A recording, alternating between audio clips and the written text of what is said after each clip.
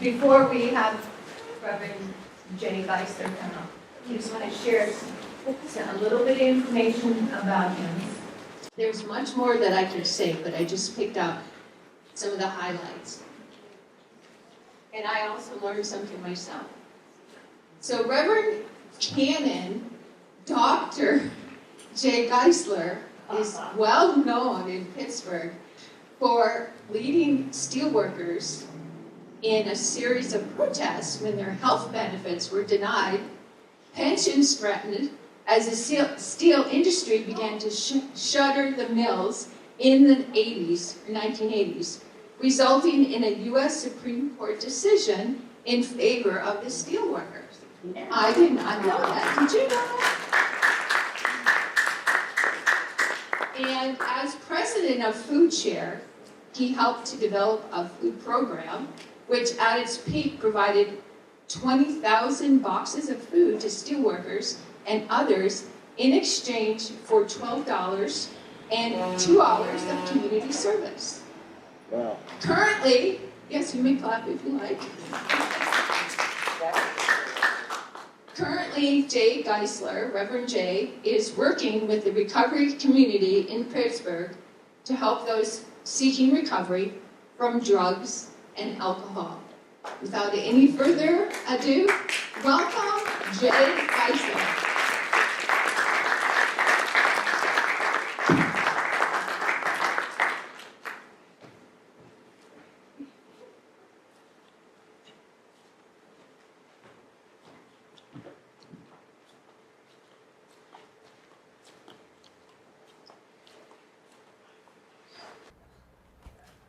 Thank you. It's an honor.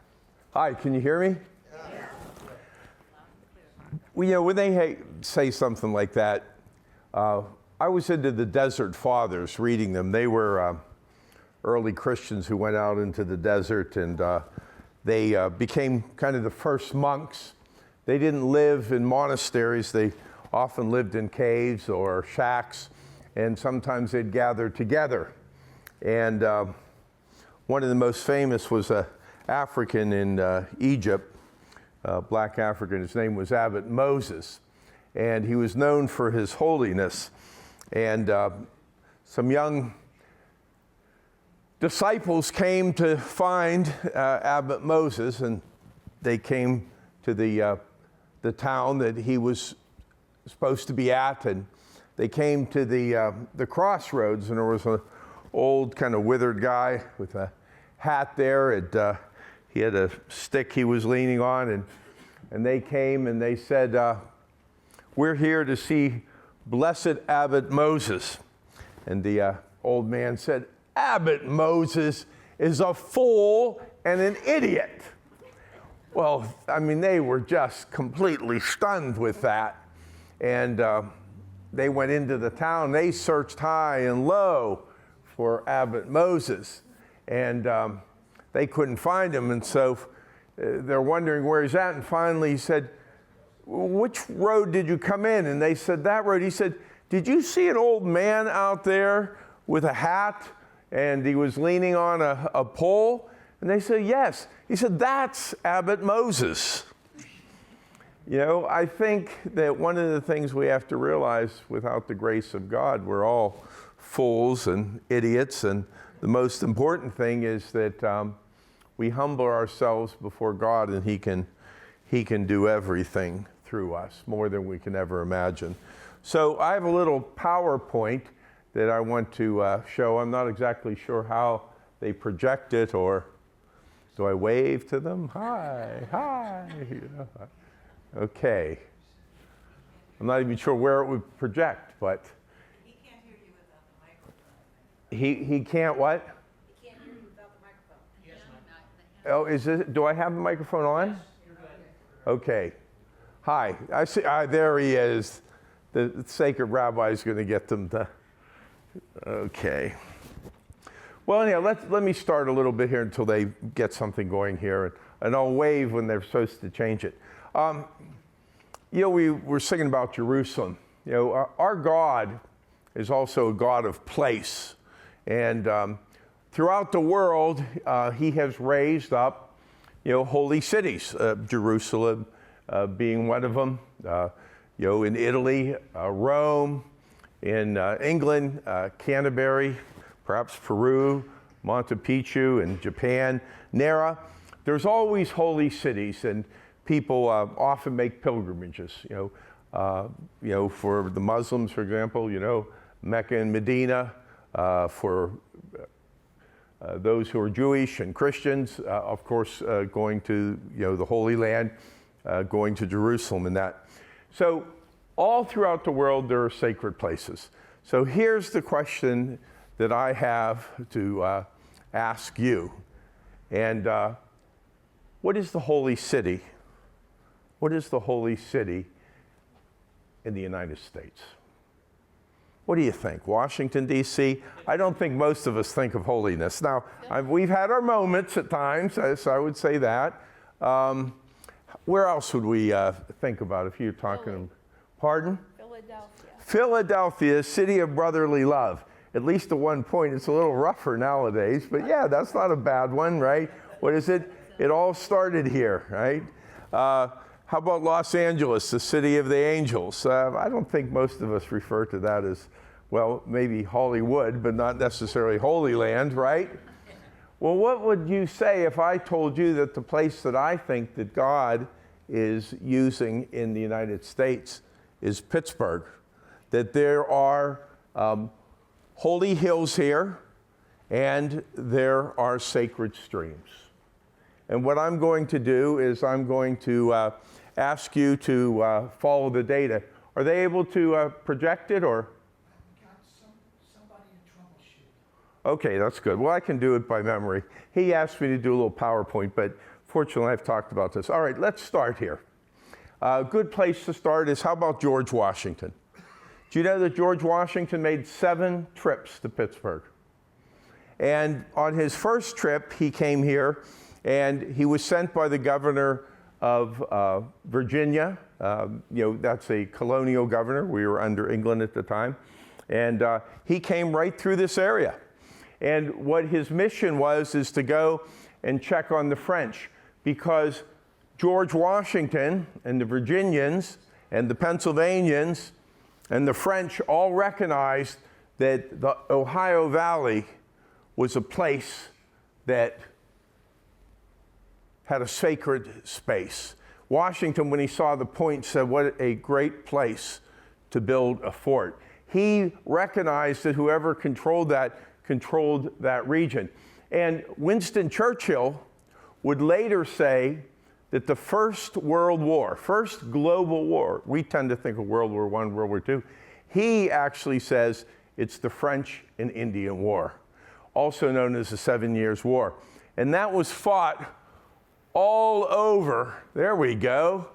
Let's go. Can you go back one? So there we go. All right. Anybody recognize that place? That's up on top of Mount Washington.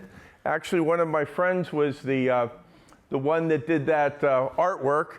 Here's George Washington. Remember, 7 trips he made to Pittsburgh.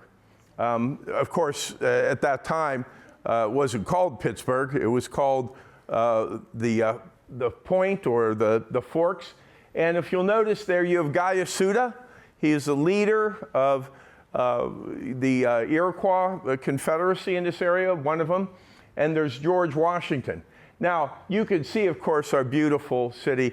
And I'll point out there's only 2 cities in the world that have a front door. Pittsburgh being one, right? Coming through those tunnels, and you come through, and there's, man, I love to take Europeans and people like that who are coming to the first time, pick them up at the airport, and you're kind of riding through suburbia, and all of a sudden you come through that tunnel, and boom, there's the city. By the way, the other one is Petra in Jordan. You have to go through, it's an ancient city where you have to go through basically these rock walls and stuff, and all of a sudden the city appears. And what a beautiful city on 3 rivers, and of course we always associate rivers with life, just like with the Jordan. Now let me point out a couple things. Notice that his tomahawk here on the left, Geisler, he has it pointed to the ground. You see his hand there? He's pointing it to the ground. These 2 fought in the French and Indian War. And notice that Washington has his sword, it's sheathed. In other words, they're coming in peace, but they have been adversaries. And look at that look. They're looking at each other as, honored warriors.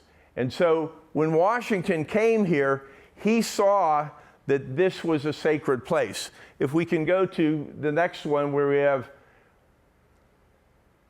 we have Winston Churchill, he stated that the French and Indian War was the first true world war. And you know where this war was fought? It was fought in Europe. It was fought in India. It was fought in the Americas. Fought in today what is Canada. It was fought in Cuba. It was fought in the Philippines. This is the first world war that ever, first global empires. Who was going to control the destiny of the world? What was going to be the great empire? Was it going to be French or was it going to be English? And where did it all start? It started here, right here in Pittsburgh. If any of you are familiar later, it would be Fort Necessity. And of course, where's that cross that's up there when you're going down to Uniontown? Jumonville, right? Named after the French diplomat who was an officer who in that first skirmish was killed. And actually what happened after it is Washington led his troops. They were telling the French to get out of this area, and he retreated to what would be Fort Necessity. He built it. And they're in a terrible rainstorm. And by the way, just so you know, it's interesting what God will do. Do you know that George Washington lost more battles than he ever won? And yet he's our founding father. That just shows you haven't lost until you give up. And that was what he did. He actually surrendered. And sometimes, how many of you have heard about going on a spiritual retreat? Right? Anybody like going on a spiritual retreat? I say, why retreat when you could surrender? Right? And that's what Washington did. Washington, he found that they were pinned down. They were in a storm. It's hard to fire gunpowder and things like that. So finally, what he decides is that he has to surrender. His men are being killed around him. The Native Americans, the Indians, and the French are surrounding him. They're firing out of the woods, so their gunpowder is staying dry. His is wet, so he finally decides to surrender, and he sends a guy named von Braun, who was a Dutchman who knew French, and he translated the document. But that wasn't his, Dutch was his language. So here is Washington not knowing much French at all and trying to figure out what to do. And he signs this document that, that they had killed this young officer, Jumonville, who was a diplomat. Unfortunately, words are really important. And the word that they used to say kill was the word assassinate, right? And when you assassinate a diplomat from another country, what is that? That's a cause for war. That is how the first war, the first global war started, and it was George Washington, a young, vain, a man who at that time was trying to be a social climber. And eventually what would happen is Braddock would come down here, and Braddock would lead troops to go capture what would be Fort Duquesne at that time. And the worst defeat in English history at that time occurred over at Braddock, and I've been there. Think about this, if you don't think this is a special place. Have you ever, in the entire history of the world, known of a town that's named after the losing general who got killed? Right? There's just something odd about that. But in that, the officers were killed, and George Washington was an aide-de-camp. He was an assistant. And what happened out of it, he had 4 bullet holes actually through his uniform. He had 2 horses that were shot out from under him. That's what happened to George Washington. But he was able to remain calm. And I want to let you know this, that years later, when there was the Whiskey Rebellion, which, by the way, part of it was down in Braddock, George Washington led the federal troops, the Continental Army, what was left. He led them all the way to Bedford, the only sitting president to actually lead troops all the way to Bedford. There was a whiskey rebellion. It was in this area over the issue of whiskey and that.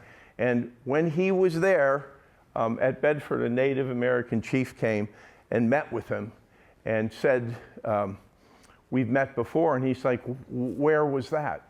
And he said, it was on the banks of the Monongahela. I shot at you over 12 times. And after I saw that I couldn't hit you, I ordered all the Braves to stop shooting at you because we wanted to see what the Great Spirit would make of you. You know, that story was in American history books. It's been taken out. But in the 1800s and the early 1900s, we would have had that. And that is when Washington decided that providence, that's his term for God, higher power, you know, that's what he used. He used providence. By the way, he was a committed churchman. He was a member of the vestry down in Virginia. He prayed often, especially when you're losing battles and things. As, what do they say? There's no atheists on the battlefield. Very spiritual man. And several times he went to the front of the lines, both in the American Revolution and the French and Indian War, and bullets passed by him, and he was fearless. Most generals don't go up in the front lines. This is one of the reasons they say, first in war, first in peace, first in art. George Washington knew this was a sacred place, and he owned property all the way down to Canonsburg, Washington, PA, some 40,000 acres.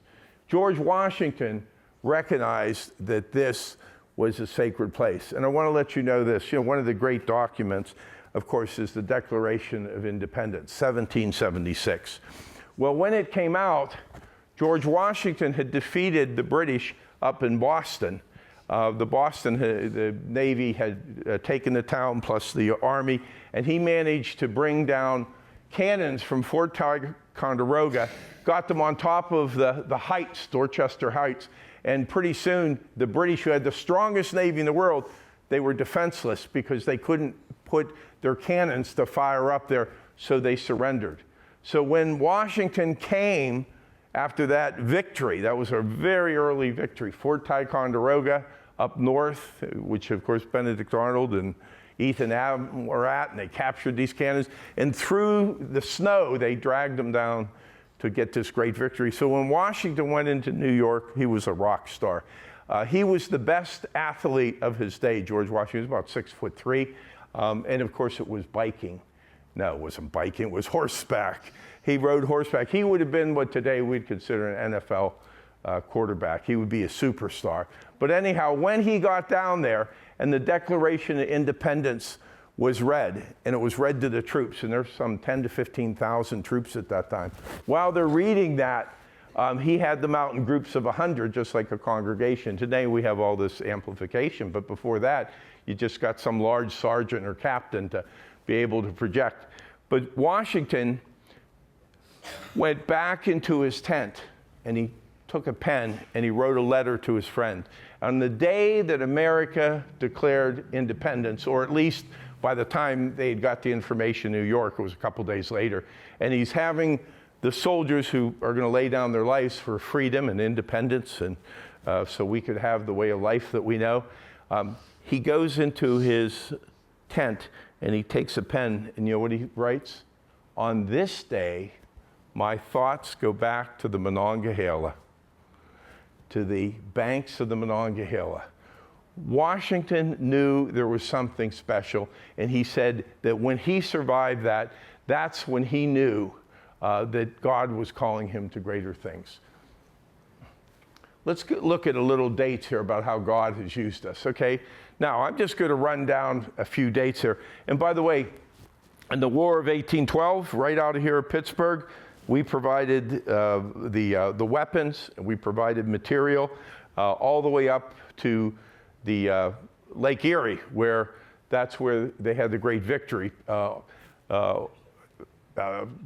Admiral Perry won up there, or Commodore Perry won a great victory up there. So we were involved in the War of 1812. But if you think about it, we have been a place of energy. In the time of the American Revolution, what fuel was everybody using? What were we using in the 1700s? Wood, right? There was so much wood. They say that a squirrel could go from the East Coast all the way to the Mississippi and never have to touch the ground. There was that many trees, right? It's hard to imagine. It's hard to imagine in Ohio one time was a gigantic forest, and Pennsylvania means Penn's Woods in Latin. This was all trees, and some of them, we still have some of that old growth. So anyhow, we went from wood, and the first place that used coal, and remember, coal is what's really going to start the Industrial Revolution. The first place to burn coal in the United States is where? Pittsburgh. We have documentation that down at Fort Pitt, they burn coal from Coal Hill. You know what Coal Hill is? Mount Washington. That's right. That's what it's called. It was used to be called Coal Hill, and they took coal from there and burned it down. So, that will cause the industrial age. As a matter of fact, it's steam. And in 1811, you can go down. I don't know if too many of you spend time down at the jail, but I want to let you know I go in and out of the jail, and they even let me leave at the end of the day. I'm a chaplain for the Pittsburgh City Police as a volunteer, and I work as a drug and alcohol specialist. And somebody said to me, oh, you're a chaplain for the police. Do you ever ride around in the front seat of the car? And I want to let you know, I have never ridden in the front seat of the car. I have ridden twice in the back, though, however. One before I got sober, when I was a steel worker outside of a bar, and the second time was working with the steel workers with pensions. Those are the two times. Today, what I really do is spend a lot of time in court advocating to help people to get into recovery. The word redemption and the word recovery are the same word. It's just different nuances. When addicts understand recovery, they're understanding, redemption, about finding God in their life. And I can tell you that's what we find. That's the only thing that defeats heroin. That's the only thing that defeats cocaine. It's the first word of the first step, we. And our God is a we, the Father, the Son, and the Holy Spirit. God is greater than everything, and He is everything. So anyhow, when I'm saying that is that in 1859, Drake discovers oil. So we go from wood to coal, and then to oil. And where was it? Right here. And at one time, Pittsburgh was the second wealthiest city as far as banking was concerned because of all that oil. So Drake oil well. And in 1860, Lincoln was elected. And by the way, where was the Republican Party formed? Pittsburgh, Pennsylvania. Did you know that? No. Yes. As a matter of fact, today, if Jesus ran as a Republican for mayor, he'd probably lose. But at one time, we were completely Republican from 1860 all the way up into the Great Depression. And there's a steel company, you probably know, I worked for him, Jones and Laughlin Steel. But the guy, Jones, they wanted to actually run him for president because he was a rich industrialist, and he was the one that supported Lincoln. And once Lincoln got elected, we're going to go into the Civil War. Most people don't know this either. Do you know that Pittsburgh was the first state to abolish slavery? Yes. Now, the way they were doing it was a gradual abolition. And what that meant is if you were born here, and this is in the late 1700s, if you were born here, even if you were born of a slave, you were free. And, some of the people that worked for that was Ben Franklin was one of the people that did it. Freedom for all people. And so, we have been pioneers in many ways. And today, if you say who are the most famous, African Americans during the Civil War, we're going to talk about who do you say would be the most famous, right? Pardon? Yes, Douglas. And by the way, actually, they think he had more pictures than anyone early on. Yes, Frederick Douglass, Harriet Tubman, and here's the third one, Martin Delany. You probably have never heard of him, but go to the Civil War Museum. He was here. He wrote an abolition paper. He was the first African-American officer that Lincoln had, right out of here at Pittsburgh. And who do you think was the arsenal for the South with the Monitor and the Merrimack. Where do you think all that iron came from? That's what Pittsburgh meant. It turned the tide in the Civil War. And of course, in 1869, Westinghouse discovers the air brake. Now, what also happened in 1869 that changed the way we knew time as it was? Gonna take a shot at that? How about the Transcontinental Railroad? 1869. So instead of being able to, cross the country in months, we could do it in less than 2 weeks, 10 days, sometimes 8 days. And the Transcontinental Railroad, I don't know if you know the way that people used to, slow down or break trains. You ran across the top of the train, whether it was raining or it was snowing, and they actually had those brakes. You'll see them on some of the old cars, and they'd go like this, and then they'd go down. And so when you got to the train station, you could be 100 yards before it or 100 yards after it. And once he discovered the air brake, you could actually stop at the station. And that is what made his wealth.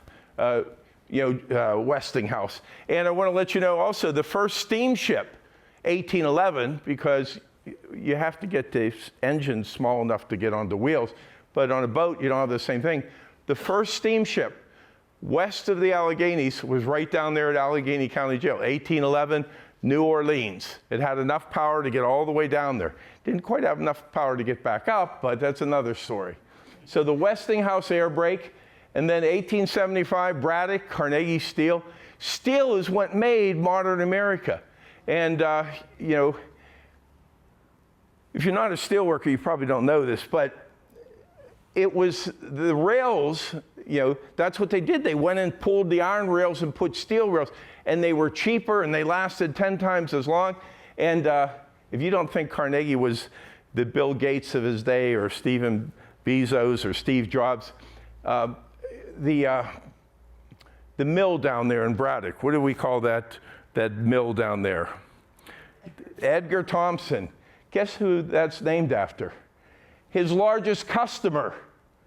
He was the guy that owned or was the leader of Pennsylvania Railroad. Now that's a good businessman. I'm going to have a gigantic mill and I'm going to name it after my biggest customer. And of course, as you know, Carnegie becomes the richest man in the world for at least a certain period. And so we have Carnegie Steel, and I want to let you know that those, if you ever looked at you look at a rail, it's like this. It's got a flange here and it got a flange here. They made some misshapen one, and they threw them as scrap, and somebody bought them. And then next week he came back for more, and they're like, "Don't you understand? Well, those were bad rails." He said, "Oh no, they're real useful. I need some." And they're like, "Well, what are you doing with them?" "Oh, I'm using them in construction." The I-beam, which is what gives us U.S. Steel, the sky rises, Chicago, and all that, was invented here in Pittsburgh. What it really is it's a rail that is enlarged so you can use construction. So Pittsburgh is actually what gave birth to the modern city in the world.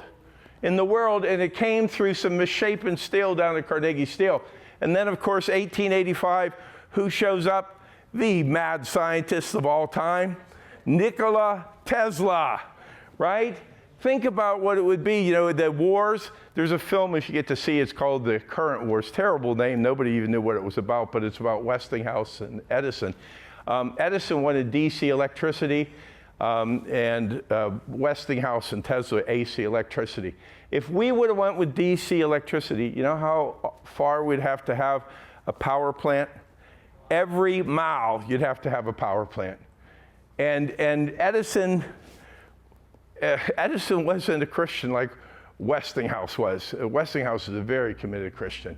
And one of the things was that, Westinghouse, Tesla actually gave him his patents.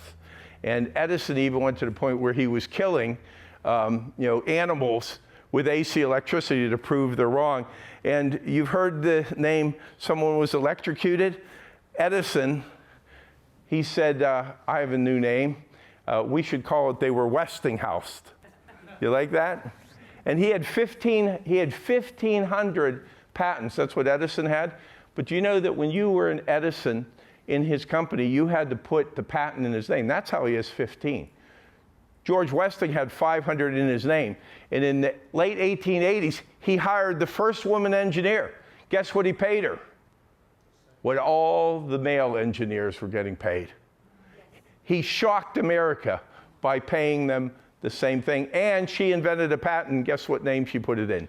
Her own, in the name of Westinghouse. So although he only had 500 and they say Edison had 1,500, that's all the people that worked for Edison. It all went in his name. George Westinghouse was a very humble person. And at the very end, when he died, which was in the early 1900s, when he died, what they found is that he was in a wheelchair and he had plans to make an electric wheelchair. And you know that in the United States, like Bill Gates and, Bezos and, Steve Jobs, they get statues and monuments, but they're not made by their workers. Do you know that Westinghouse is the only one of these entrepreneurs, like Carnegie and Rockefeller and that the workers made him a statue? I mean, that's how good he was. He was paying men and women the same wage for the same work, and as an engineer. So there's what we have there is you have AC electricity, and in 1888, you have aluminum. So think about how that changed America. We couldn't possibly have airplanes like we do. Aluminum was so expensive, it was the most expensive metal, that at the top of the washing line, there's a little square of aluminum. And it was once they had electricity, they could keep driving the price down, and that's why we have a modern aerospace industry. Okay, so let's talk about, 1900. What do we discover in 1900? Well, the price of aluminum has come down. Who do you think during World War I? Where do you think the weapons, where do you think the things are coming? And then 1920, first radio station, right? KDKA. And guess where the first broadcast church service was? Pittsburgh, PA. It was there at Calvary Episcopal Church. And the first broadcast of an election, the Harding election in 28, that was actually done by right here in Pittsburgh. So, now let's get into World War II. We would all be speaking German and Japanese if it wasn't for this. Do you know that the Pittsburgh area produced more steel than Japan and Germany combined? Right?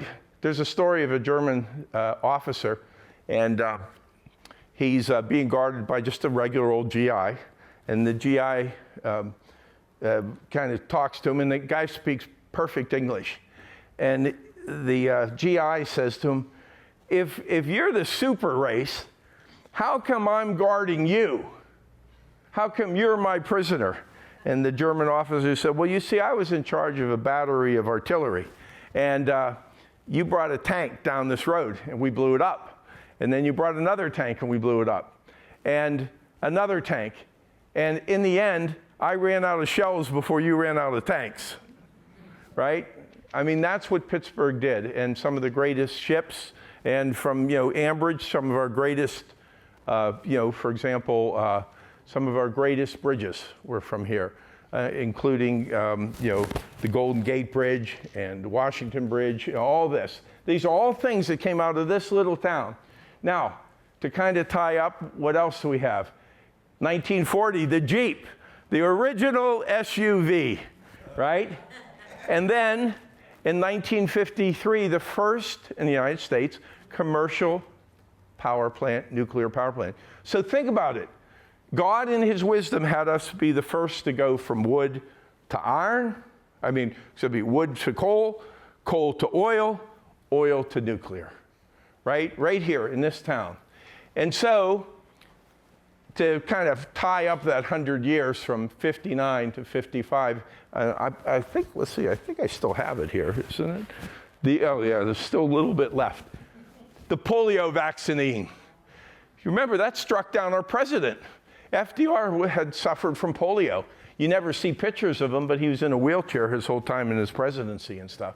Boy, could you imagine to being president today and they would let you go? They were so respectful of the office of the president that they never showed him with his wheelchair. And if you ever see him standing, somebody's always holding his arm. And it was Salk, right out there in Wexford, PA, who invented it. And do you know what his first field trials were on? like to see if polio vaccine was going to work? His family and his friends and his staff. And do you know that he never took a patent out on polio? Now think about what happened with the COVID. Think about everybody, getting vaccines and stuff like that and all the money that was being made. He made polio vaccine free to the world. So we are actually a city that cured a worldwide epidemic.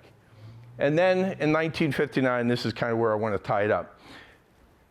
There was an Episcopal priest, and he was one of the people that helped start Alcoholics Anonymous, which came out of New York City. And the God of your own understanding. In other words, people got to start. Sometimes in the 12-step program, you'll hear God of your own understanding. What he says is this: a God of your own understanding is a good beginning, but if you understand your God's too small.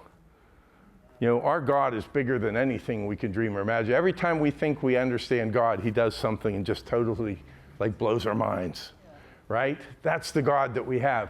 But anyhow, in 1959, he starts taking people to the top of Mount Washington. Now, picture what Pittsburgh looked like. The steel mills are still going. We are probably about 600,000 people in Pittsburgh. We're about 300,000 now. It's smoke. We're going to start with, the Renaissance to start clearing the pollution and stuff like that.